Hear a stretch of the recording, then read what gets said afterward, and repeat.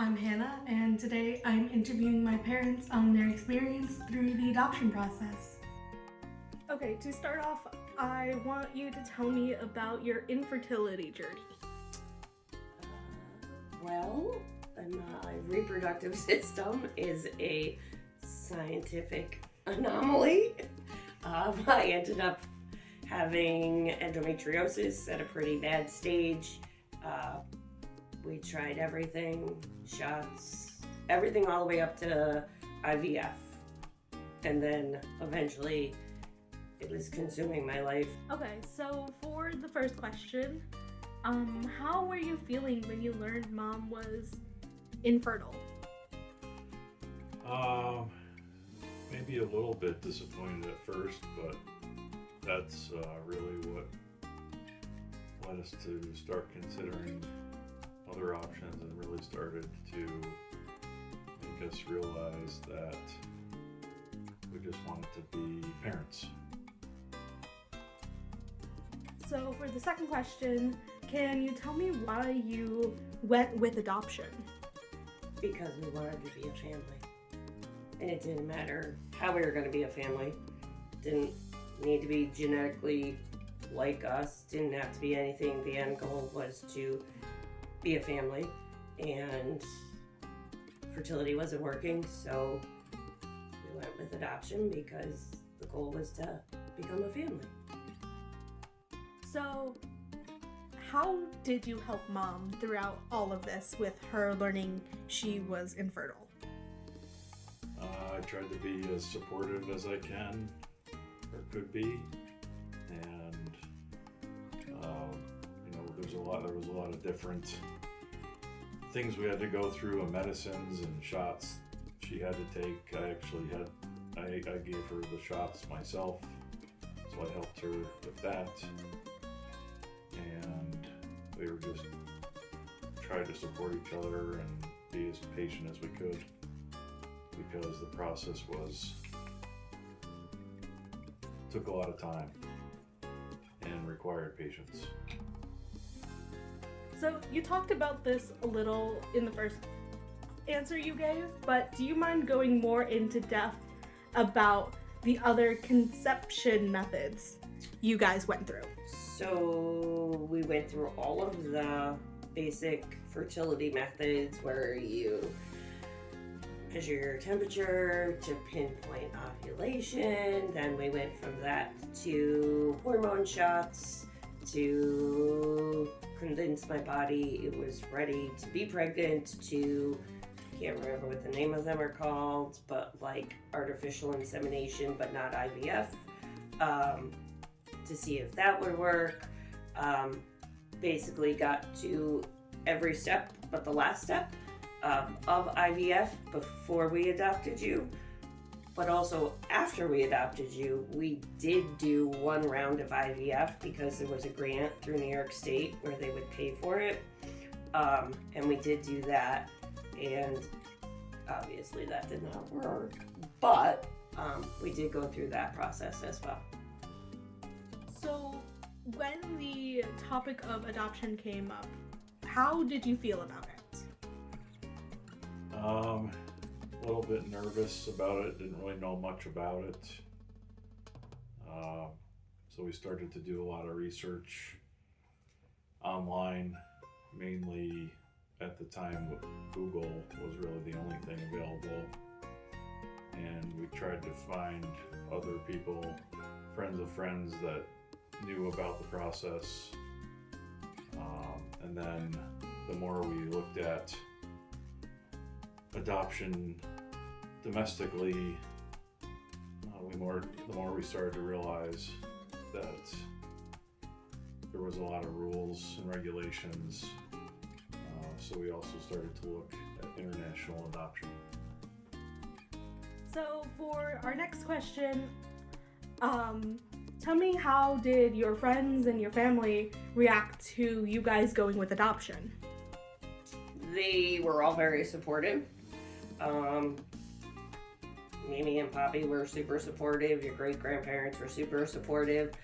Your aunts and uncles, my aunts and uncles, all of my friends, basically because they had seen the trials. They basically lived the trials and tribulations of fertility with us because we had to drive an hour and a half every time to Albany, and sometimes it meant getting up at 4, driving to Albany, having them take my blood, getting back in the car so I could come back and be at school by 8. So it was exhausting. It was disappointing. They kind of were all on the same page with us, and we're at the same spot where it was, we want you guys to be a family. We want you to have a family. You deserve a family, and however that works is how it works. Everybody was very supportive, I think. We definitely got financial help from family because we were just starting our careers, which was awfully nice. And you know, the family and friends definitely started asking a lot of questions, and our parents were probably pretty nervous that we were thinking about traveling internationally, whether it was Azerbaijan, China, Guatemala, and other countries we looked at to weigh the options that we had. Okay, so for our 5th question, was anyone opposed to you going through with adoption? And if so, how did you react to this? I wouldn't say anyone was opposed to it. They weren't against it. I think they weren't witness to the physical toll it took on both me, physically, emotionally, your father, emotionally, mentally, financially. I don't think they were opposed to it. They just didn't live it with us like other people did. So they almost had a moment of mourning because it wouldn't be a situation or life experience that I would experience, that your dad would experience, of being pregnant, going through a pregnancy, which I think would be horrible to begin with because I never really wanted to be pregnant. It sounds just horrifying, but anyway. And then witnessing a birth and that. So I think they just were sad, I guess, in that respect, but not really, because they really weren't after that. They were just as excited as everybody else. So maybe just sad for us as people. I don't recall anybody being against the idea, so I really didn't have to consider that and even deal with that. Okay, so for this next question, when you were first deciding to adopt, were you looking at adoption domestically or internationally? It was always internationally. Your aunt had a friend who had adopted the most gorgeous little girl from Guatemala named Maria. Your grandmother had gone to play with your cousins and your aunt, and that little girl was there. And she started talking to the mom, and the mom had a connection to a previously corporate adoption lawyer who created her own adoption agency. She called me, I called the lady, and that was that. We didn't want to do domestic. New York State has a 45-day return policy. So it's not really return policy, but after 45 days, the birth mother can change their mind and take the kid back. And yeah, I couldn't handle it. Your dad can't handle it. No one could handle it because 45 days is a long time with someone that you already fell in love with that didn't exist. So that wasn't happening.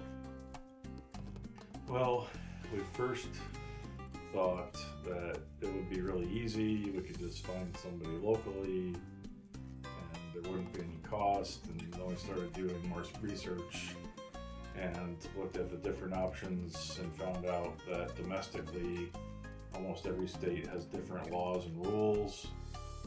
Some of the laws even allow a birth mother child for adoption to change their mind a year after you adopt the child and bring them back. So that really scared us away from domestic adoption.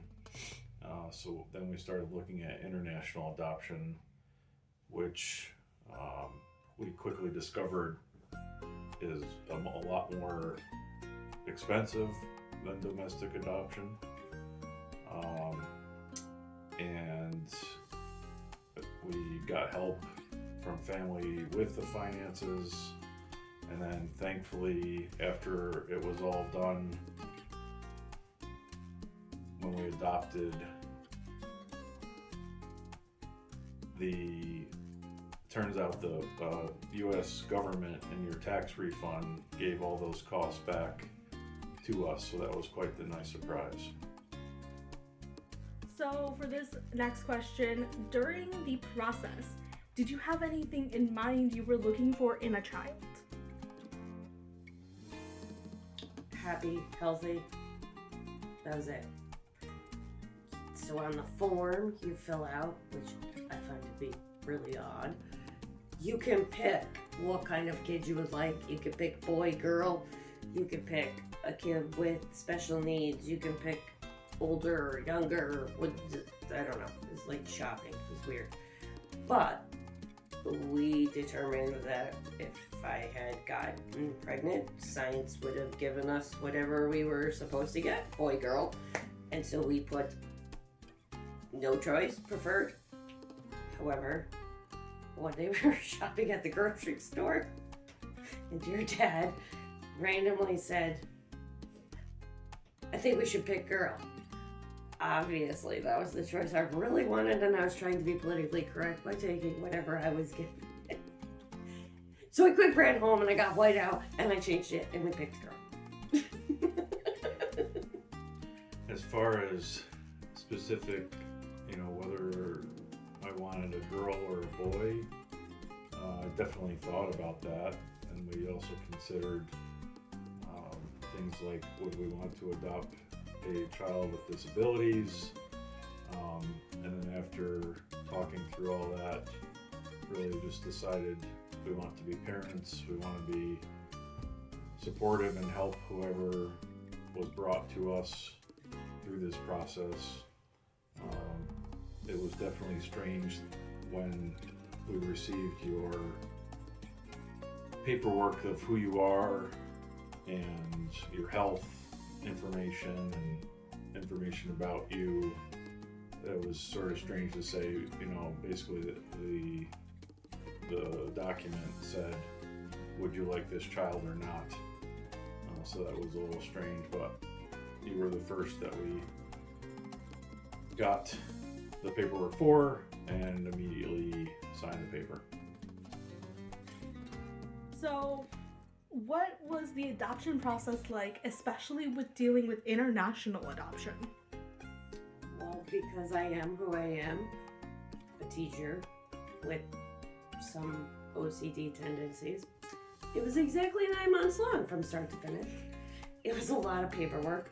Our adoption lawyer was amazing because she would only tell me one step at a time. I think she probably knew that I would just keep plowing through. But it was tons of paperwork. It was tons of pictures of our home. It was letters of recommendation from our bosses, from our families, from our friends saying we would be good parents.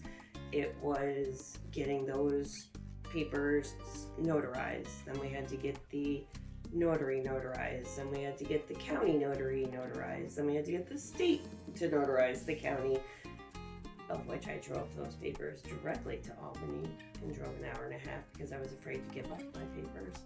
And then we had to send them to Washington, and then from there we sent them to our lawyer. She sent them to Guatemala and took care of all the rest on that end. It was a lot of paperwork. It was very costly. A lot of sending insured, receipt, mail, working with the county to come do a home study with us to make sure we would be good parents. But it was a great process. I do think as a teacher, sometimes I wish that process would happen all the time for people to have to prove that they could be good parents.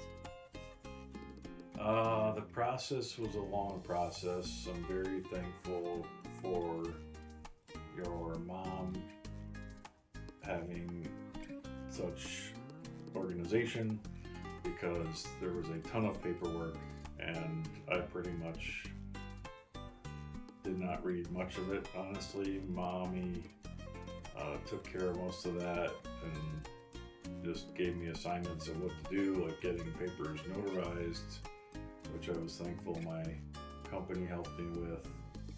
And then we had to get papers notarized from the state and other authorities.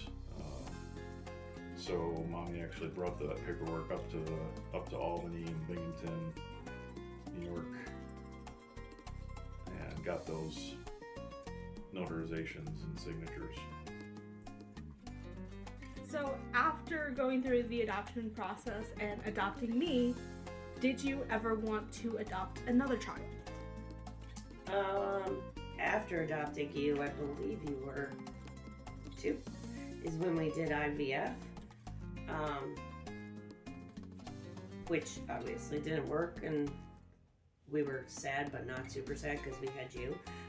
But we were not looking to go through the process again. You were a happy, content, blissful little kid, even though you woke up at the crack of dawn. So we figured, hey, we got it good. We got the best we could possibly ever get. And I had a little girl, so we were good. Definitely thought about it. One of the main reasons for me personally wanting to adopt not only you but possibly somebody else is we didn't want to be too much older when our children graduated high school and college.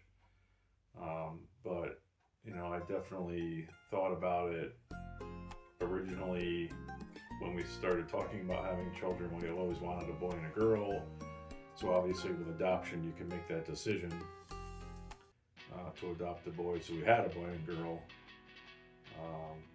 So yeah. So even though you said you weren't really looking to adopt another child, tell me how you met my brother. Well, I was teaching in my classroom and I got a phone call that someone was coming down to cover my class because they needed me in a special ed meeting that I didn't know about, that had nothing to do with me. And so, because I do what I'm told most of the time, I went to the meeting, walked in the room. The room was a huge, gigantic table with a bazillion people and a kid sitting next to an older lady that looked like he just about wanted to crawl under the table. The only empty spot was next to him, so I sat next to him, and everybody was talking, and so I kind of like tried to lighten the mood and leaned over and was like, "What's going on? Why am I here?" He kind of like looked at me like, and the meeting was about getting your brother to come back to school because he was having a lot of trouble coming back to school and feeling safe, and they wanted him in an environment that would make him feel safe and could be potentially nurturing. Wasn't about necessarily academics because he didn't really need to be with me for that. So then we went down to my classroom just so I could show him. We talked about candy. We talked about what he liked to do. Well, in reality, I just kept talking because he didn't say much of anything. Showed him the classroom. Again, kept talking like a motor mouth. Went back to the meeting.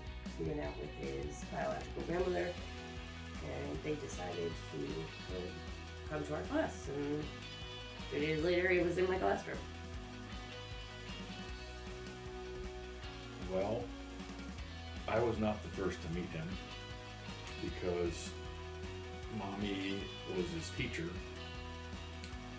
but I think probably the school year that she had him, she came home one day and basically asked, if not almost told me, that a young man was going to come from her classroom for Thanksgiving one year with us, and she just asked me if I'd be okay with that. At the time, we didn't talk about or even consider that one day we might adopt him, but he was just looking for some help in life, and as usual, Mommy was wanting to help this student, this young man, at least have a nice Thanksgiving with our family.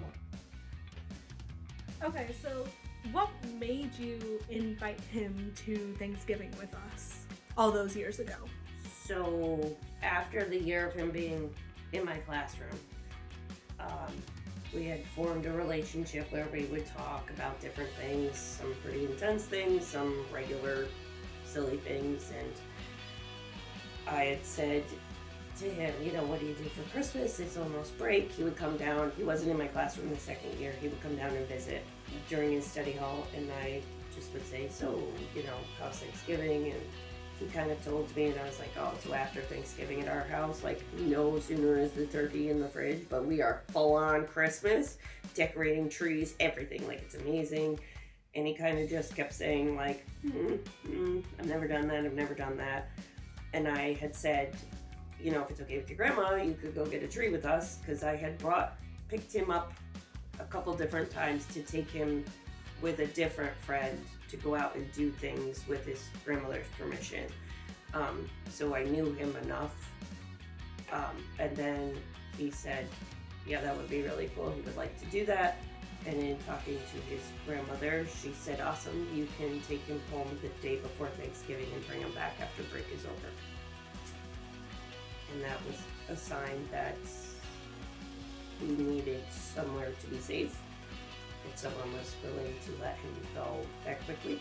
So we came to our crazy family in our crazy house for Thanksgiving.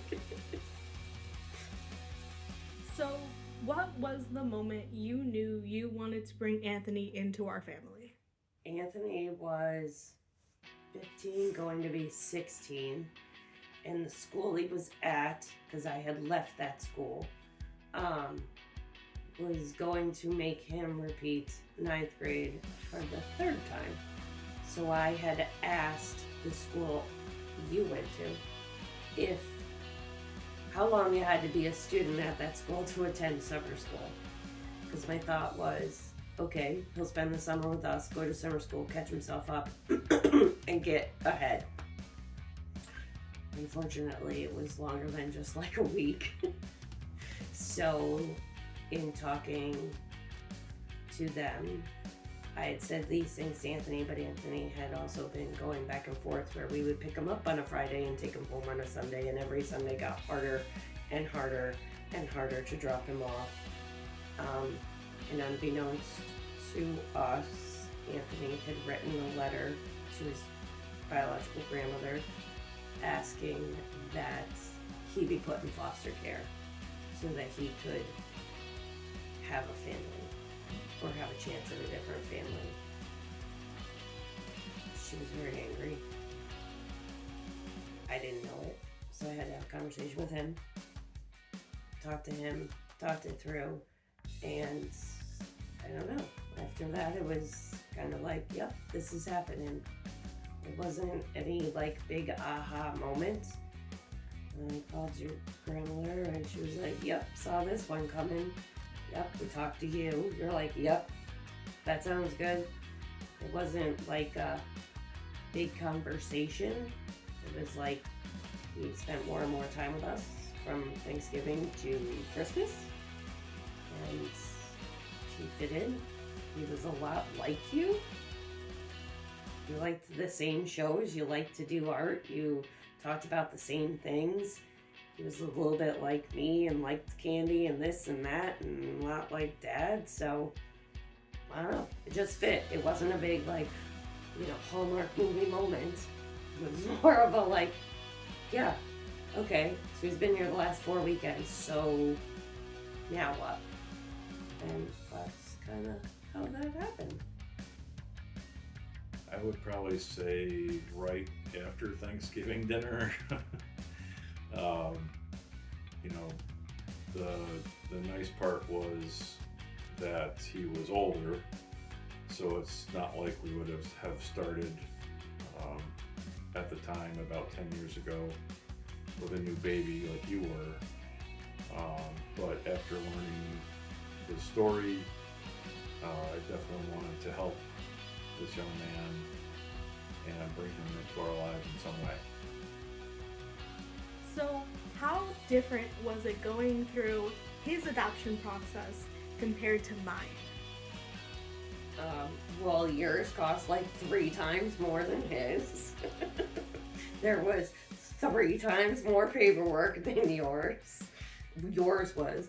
But his took longer than yours because we had to do certain steps, certain legal steps, get people to give up their parental rights, which is, hard when you don't want to sign a paper that has to be notarized because you're a wanted felon. But, I digress.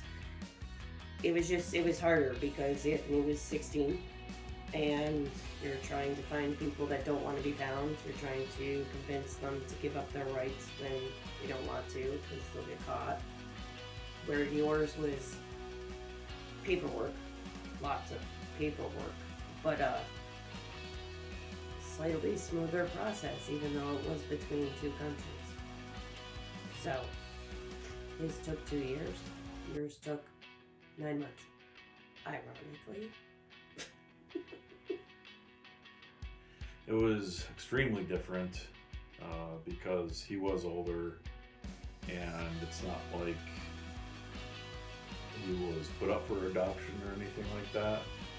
It was more of a decision that his caretaker wanted to get him some help in some way and maybe even let him move in with another family like us. But what made it very different and actually pretty difficult officially to adopt Anthony was that he was not 18 yet, so we needed to get approval from his original parents. And long story short, that did not work out, so we had to wait until he was 18, which was fine because he could make his own decisions at that point, so that's what we ended up doing. And once he became 18, we got all the proper paperwork done with our lawyer, and it was just a very easy, simple process and a really nice day at the courthouse in the Delaware County Courthouse in Delhi, New York. So, was it weird for you to be adopting a teenager after so many years of only having one child in the house? No, it was weird. No, it was weird. I don't know. It was weird. I mean, it was weird when I would shop and do Christmas to realize that, oh, hey, look at that. Somebody needs to get the same amount of presents as somebody else was getting because there was like no holds bar on that because you were the only human. But it was never, it didn't ever feel weird. Anthony never felt odd to me. But I also knew Anthony before all of you, but it didn't ever seem weird. There was no weirdness between you two. You two act like siblings right now, more than siblings act with each other that have been together forever. So no, for me, it wasn't weird. But again, I had spent 2 years getting to know Anthony, having lunch with Anthony, giving Anthony a blanket when he was sleeping on my heater in my classroom. So like, I knew him before the rest of you did, but no, it didn't seem weird. It was definitely a little bit strange, but at the same time, I definitely was excited about having a boy, not only to maybe try and get his interests of playing golf with me, but also the idea of him helping with shoveling his driveway and mowing the lawn was awfully exciting. Plus, to have our dream come true with having a boy and girl, although the shoveling and the mowing still has not worked out after him having lived with us for about 10 years and officially becoming part of our family, adopting him in 2000, I think it was the year 2000, maybe 2001 or 2. Check that. I wanted to get my decades corrected. I meant the year 2020 was the year that we officially adopted him. So for our last question, if you could, would you go back and change going through with adoption? Would I change it? Like, what would I change it to? Would you decide not to go through with it? Oh Would my you- gosh, absolutely not. Are you freaking kidding me? That would be that's ridiculous. I would never change that because that is the course that our lives went through. Like, I don't believe in coincidences. I believe things happen for a reason. I believe the grandmothers met Maria with your aunt for a reason. I believe it all fell into place for a reason. I believe me winning the war, being the one that had the first daughter grandchild on that side of the family and allowing you to be called Hannah after your grandmother is a reason. Like, I would never. There was a reason I left my job for 16 years to go start a program at a new school district that I'd already been at 16 years before, because I was going to meet your brother. That's the reason. So, to me, it's everything happens for a reason. Divine intervention? No. But everything happens for a reason. I don't believe in coincidences. I believe the children we have are the children we were supposed to have. And the world is the way it's supposed. Well, no, I take that back.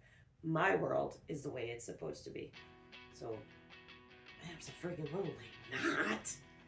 And since you won't let me swear, abso-freaking-lutely not would I change what I did or what we did. I think adoption is amazing. I think more people should do it. But you two won't let me adopt any more kids in my class. So it's fine, I'll just let them be there. Definitely not. It was the best decision we've ever made, and I'm very thankful that we could bring our 2 children into our lives, make them our own children, and help them be good people and watch them grow and just give them a nice life.